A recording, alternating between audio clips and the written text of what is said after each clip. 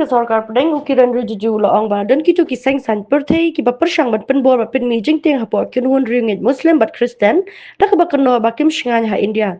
ula pen sha ba kariti sen shart kari ka pen biang ki kardan ka ba yaring kat ya baro ki nong shang shnong klem da nyo shiliang ka jat ben riu kan yam ne ka jing bon cho upat ba वो कुछ कुछ यहाँ हिंदुस्तान के अंदर में कुछ राजनीतिक दल के लोग हैं, बार बार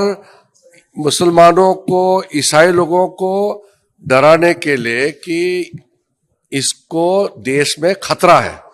ये जानबूझ के कि बोला जाता है, जो कि सच्चाई नहीं। उसी को मैंने उजागर किया था कि भारत में सब बराबर है,